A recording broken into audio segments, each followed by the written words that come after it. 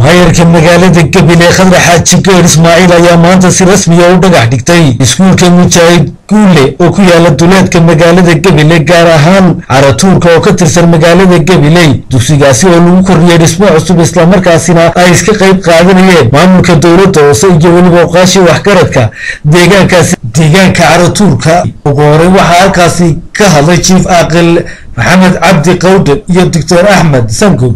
oo ku hadlaya magaca qaasha deegaankaasi waxayna sheegeen inay diyaar u yihiin in dhankooda ka qayb qaataan sidii ay bulshadu u heli lahayd adeeg waxbarasho isla markaasina ay ubadku noqon lahaayeen kuwa waxbarto waaya iyagoo sheegay in maamulka dowladda hoose uga mahadnaqayaan inay iyagu diyeen waxayna sheegeen in ay kooqalahan diyaar u yihiin wax kastoo ku waajiba horumarka gobolka iyo degmadaba. maayarka magaalada Gabiley Khadra Xaaji Geer Ismaaciil oo iyaduna hadal kooban halkaasi ka jeedisay ayaa sheegtay in ka dowladda hoosana ay diyaar u yihiin wax kastoo bulshada raali gelinaya maadaama yihiin bulshadii ay u hayeen xilka ayna diyaar u yihiin bulsho kastoo wax la timaadayna wax ugu daraan. maayarka magaalada Gabiley Khadra Xaaji Geer Ismaaciil oo arrimahaasi ka hadlaysa waxay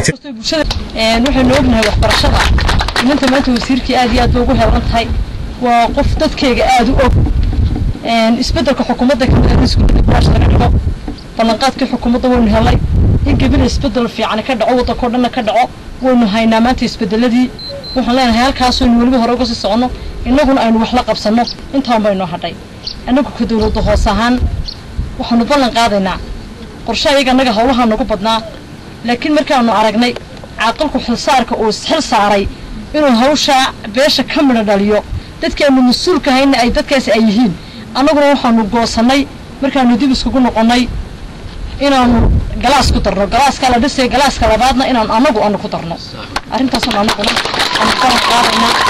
barkiinaan taaganahay dhamaanteena shaqo wanaagsan ma sugnahay isku soo wada duubo qaybtan dhismaha lagu koriyay dugsiga Guule ee duleedka magaalada Gabiley ayaa